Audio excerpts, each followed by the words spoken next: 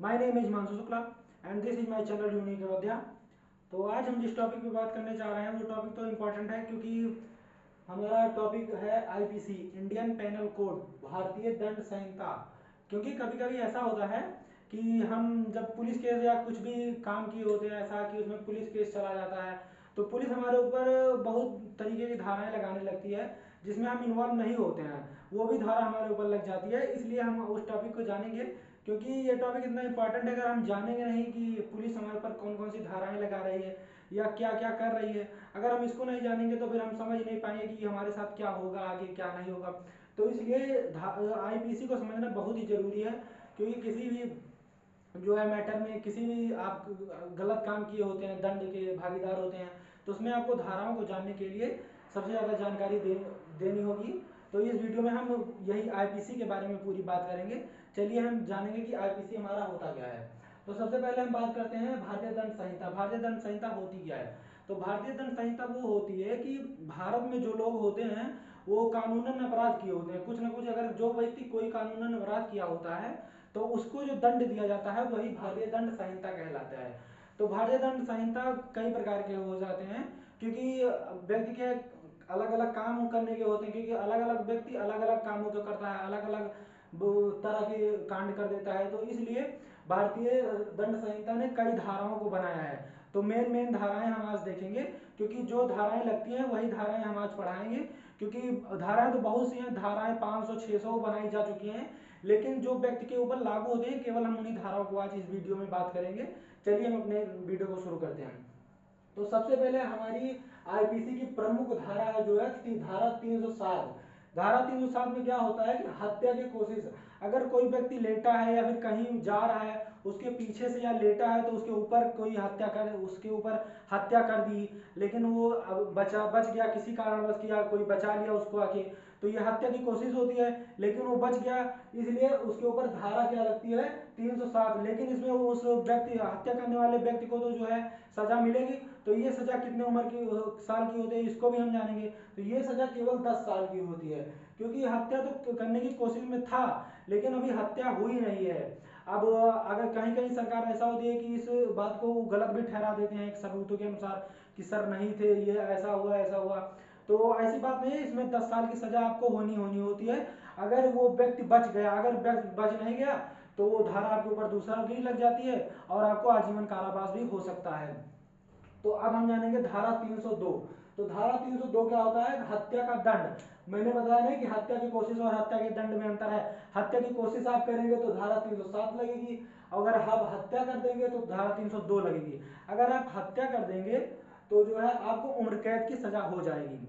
अब हम जानेंगे कि धारा 376 क्या होती है। अब हम जानेंगे कि धारा 376 क्या होता है। तो धारा से 376 में कोई व्यक्ति जो है जो बलात्कार कर देता है, किसी स्त्री या किसी लड़की का बलात्कार कर देता है, तो उसमें धारा 376 लगती है। इसमें जानेंगे कितने साल की सजा होती है। तो इसमें 7 साल की सजा होती है अगर वो लड़की या स्त्री चाहे तब, नहीं तो इसमें जीवन कारावास भी उसको दिलाया जा सकता है। या फिर इसमें ऐसा भी होता है कि उस लड़की या उस स्त्री के साथ आपको शादी करनी पड़ेगी तथा जीवन उसके साथ काटना पड़ेगा। अब हम जानेंगे धारा 395 क्या होता है। धारा 395 डकैती के रूप में बनाई गई है। इसमें क्या होता है? चोरी और डकैती में बहुत अंतर होता है। डकैती क्या होता है कि जिसमें 3 से ज्यादा लोग इन्वॉल्व होते हैं उसे डकैती कहा जाता है। चोरी तो एक व्यक्ति भी कर सकता है, लेकिन डकैती 3 से ज्यादा व्यक्ति इन्वॉल्व रहेंगे तो उसे डकैती का नाम दे दिया जाता है। तो डकैती के मामले में आपको कितनी साल की सजा होगी? तो डकैती के मामले में किसी व्यक्ति को 10 साल की सजा या फिर आजीवन कारावास भी हो सकता है, क्योंकि डकैती के वक्त कभी कभी हत्या भी हो जाती है या किसी व्यक्ति को ज्यादा चोट लग जाती है, और अगर व्यक्ति वो चोरी करने वाला व्यक्ति, डाका डालने वाला व्यक्ति अगर पकड़ा गया तो उसे आजीवन कारावास भी हो सकता है। अब हम जानेंगे धारा 377 क्या होता है। हाँ, धारा 377 वो होता है, इसका नाम है अप्राकृतिक कृत। मतलब कोई पुरुष किसी या जीव जंतु के साथ या किसी वो स्त्री के साथ या किसी पुरुष के साथ उसके इच्छा के विरुद्ध संभोग बनाने की कोशिश करता है तो उसे धारा 377 कहा जाता है। इसे अप्राकृतिक कृत्य के नाम को दिया गया। इसमें क्या होता है? इसमें सजा आपको आजीवन कारावास हो जाता है, क्योंकि किसी भी जीव जंतु के साथ आप अगर गलत काम करते हैं तो ये तो सरकार के किसी भी आर्टिकल में नहीं लिखा गया कि आपको माफ किया जाएगा। इसमें केवल और केवल आपको आजीवन कारावास ही दिया जाता है। अब हम जानेंगे धारा 346 क्या होता है। धारा से 346 ये होता है कि डकैती के दौरान हत्या, अभी मैंने बताया ना डकैती क्या होता है, तो डकैती के दौरान अगर किसी व्यक्ति को, अगर आप किसी व्यक्ति की हत्या, कोई व्यक्ति किसी की हत्या कर देता है तो वो उसमें धारा 346 लग जाती है, जिसमें आपको आजीवन कारावास की सजा मिल जाती है। अब हम जानेंगे धारा 120 क्या होती है। धारा 120 वो होती है षड्यंत्र रचना। अगर कोई व्यक्ति किसी व्यक्ति के खिलाफ उसके षड्यंत्र को रच रहा है या फिर, तो धारा 120 में क्या होता है कि इसमें षड्यंत्र रचना, अगर कोई व्यक्ति किसी व्यक्ति के खिलाफ कोई साजिश रचता है या उसके पीछे जो है कोई गलत काम करता है, इसे षड्यंत्र रचना कहते हैं। तो धारा 120 में आपको कितने साल की सजा होती है, इसमें केवल 2 साल की सजा होती है।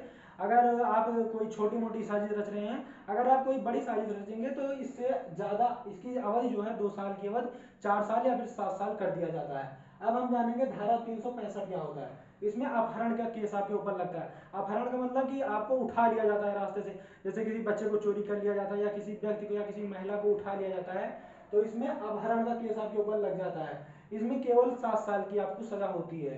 अब हम जानेंगे धारा 201 क्या होता है। धारा 201 में सबूत मिटाना, अगर कोई व्यक्ति किसी व्यक्ति का खून कर देता है या चोरी करता है और पुलिस उसकी छानबीन कर रही है उस मामले की, और वो दूसरा व्यक्ति हो या फिर वही व्यक्ति किसी सबूत को जो कि उसने उस टाइम पे छोड़ा था उसको मिटाने की कोशिश करता है, तो फिर आपके ऊपर धारा जो है 201 लग जाएगी, जिसमें आपको 7 साल की सजा भी हो सकती है। आपके ऊपर जो है धारा 34 क्या होती है। धारा 34 को समान आशय का नाम दिया गया। इसमें अगर कोई मैटर होता है तो उसमें लगभग 8-10 या फिर मान लीजिए कि 50 की भीड़ में जो व्यक्ति मैटर करता है, 50 की भीड़ एक साथ मैटर करती है, तो इसे समान आशय नाम दिया गया। इसमें आपको सजा बहुत तो नहीं होती, लेकिन फिर भी 1-2 महीने की सजा सुनाई जा सकती है, क्योंकि ये जनता द्वारा किया जाता है और जनता में 50-100 आदमी आ जाते हैं, इसलिए केवल आपको 1 महीने या 2 महीने की सजा सुनाई जाती है। अब हम जानेंगे धारा 412 क्या होती है। कि धारा 412 को झीना झपटी का नाम दिया गया। इसमें क्या होता है कि अगर कोई व्यक्ति मोटरसाइकिल या फिर साइकिल पर जा रहा है या फिर कहीं आप ट्रेन में चल रहे हैं या फिर कहीं दौड़ रहे हो और आपके साथ कोई आपकी चोरी करने की कोशिश करे या आपकी जैसे गले में चैन पहने हो उसको खींचने की कोशिश करे, तो इसे छीना झपटी कहा जाता है, जो कि धारा 412 के अंतर्गत आता है। अगर इसमें आप पकड़े गए तो जो है लगभग 2 साल की सजा आपको हो सकती है। अब हम जानेंगे धारा 378 क्या होती है।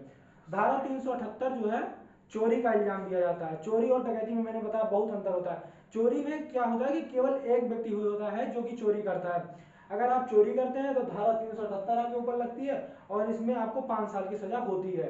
अब हम जानेंगे धारा 141 क्या होती है।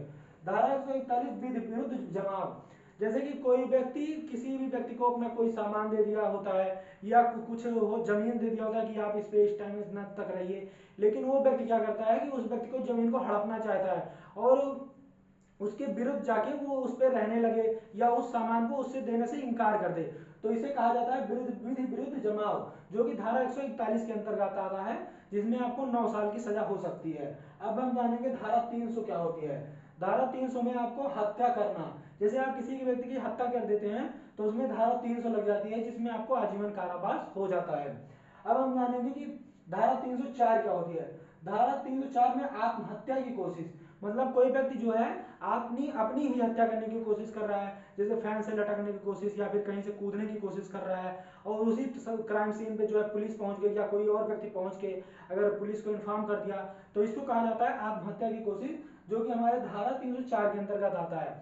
तो इसमें क्या होता है, इसमें लगभग आपको जो है 7 साल की सजा हो सकती है, उससे कम की भी दी जा सकती है, लेकिन लगभग इसमें 7 साल की आपको सजा हो सकती है। अब हम जानेंगे धारा 310 क्या होती है। धारा 310 मतलब ठगी करना। ठगी करने का मतलब कि आप किसी व्यक्ति का, कोई व्यक्ति है जैसे उसका सामान जो है ले लें और उसे देने से इनकार कर दें, तो इसे ठगी करना कहा जाता है। कि आप उसके किसी सामान को ले रहे हैं लेकिन उसे दे नहीं रहे हैं, आप उसको विधि विरुद्ध जमाव भी कहा जा सकता है, तो इसे ठगी करना कहा जा सकता है, जिसमें आपको लगभग 2 साल की सजा होती है। अब हम जानेंगे धारा 312 क्या होता है। धारा 312 वो होता है जिसमें गर्भपात करना इसका नाम दिया गया।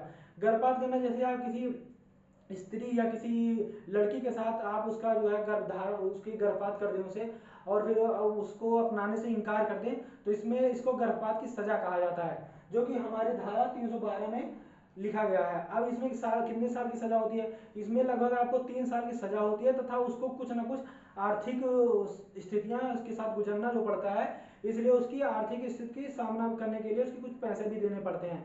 या फिर कभी कभी ऐसा भी होता है कि आपको उसी स्त्री के साथ विवाह करना पड़ जा सकता है तथा उसके साथ ही जीवन पर्यंत बिताना पड़ सकता है। अब हम जानेंगे धारा 351 क्या होता है। धारा 351 में हमला करना। तो हमला करना मतलब आप किसी व्यक्ति के ऊपर हमला कर रहे हैं और वो व्यक्ति बच गया, तो इसे धारा 351 का नाम दिया गया, जिसमें आपको 7 साल की सजा हो सकती है। अब हम जानेंगे कि धारा 354 क्या होता है। धारा 354 में स्त्री लज्जायान। स्त्री लज्जायान के मतलब किसी स्त्री को आप दिन दहाड़े या फिर कहीं सड़क पे या ऐसी जगह पे जहाँ पे पब्लिक हो उसको छेड़छाड़ कर रहे हैं, तो इसे स्त्री लज्जायान कहा जाता है। उस स्त्री का अपमान जो है आप भंग करने की कोशिश करते हैं, इसलिए इसे स्त्री लज्जायान कहा जाता है, जिसमें आपको लगभग 4.5 साल की सजा हो सकती है।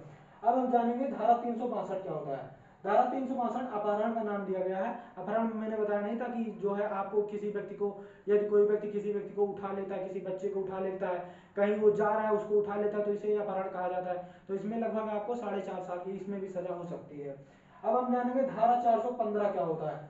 तो धारा 415 में छल करना। छल करना या ठगी करना लगभग एक ही होता है, लेकिन इनमें थोड़ा सा डिफरेंस बताया गया है। ठगी करना का मतलब कि आप उसको सामान को ले लेते हैं और नहीं देते हैं, और छल करना का मतलब कि आप उसके सामान को लेते हैं लेकिन देते भी हैं, लेकिन उसका कुछ अंश आप उसको रोक लेते हैं और देने की कोशिश नहीं करते हैं, तो इसे छल करना कहा जा सकता है, जिसकी सजा 3 साल बताई गई है। अब हम जानेंगे कि धारा 445 क्या होती है। तो धारा 445 गृह भेदन। जैसे कोई घर है और उस घर में यदि 2 भाई रहते हैं और यदि कोई व्यक्ति उस दोनों भाइयों में लड़ाने की कोशिश कर रहा हो और अगर पुलिस को इन्फॉर्म कोई व्यक्ति कर दिया हो या फिर उन दोनों भाइयों में से ही कोई इन्फॉर्म कर दिया हो पुलिस को, तो इसे गृह भेदन का नाम दिया गया, जो कि हमारे आर्टिकल नंबर 445 में बताया गया है। लगभग इसमें आपको 3 साल की सजा होती है। अब हम जानेंगे कि धारा 494 में क्या होता है। धारा 494 में जैसे पति पत्नी के जीवन काल में पुनः विवाह। अगर कोई पति है या फिर पत्नी है जिसका एक समय पहले ही विवाह हो चुका है तथा वो अपना विवाह दूसरी स्त्री के साथ करना चाहता है, तो इसके लिए धारा 494 बनाई गई है, जिसमें आपको लगभग 7 साल की सजा हो सकती है तथा ये अपने पहले पति या अपने पहले पत्नी को आर्थिक रूप से उसकी मदद भी करनी होती है। अब हम जानेंगे धारा 449 क्या होता है। धारा 449 को मानहानि का नाम दिया गया। मानहानि का मतलब कि यदि कोई व्यक्ति किसी व्यक्ति की उसको अपमानित करता है या कहीं भी उसकी बेइज्जती करता है, तो इसे ही मानहानि का नाम दिया गया, जो कि हमारे धारा नंबर 449 में बताया गया है। तो साथियों, इसी तरह की वीडियो पाने के लिए आप यूनिक अयोध्या नामक चैनल को सब्सक्राइब करें एंड ज़्यादा से ज़्यादा लाइक करें एंड फॉलो करें, और इसी तरह के नोट्स पाने के लिए इंस्टाग्राम चैनल से हमारे उसी पेज से जुड़िए और व्हाट्सएप ग्रुप से जुड़िए। जय हिंद।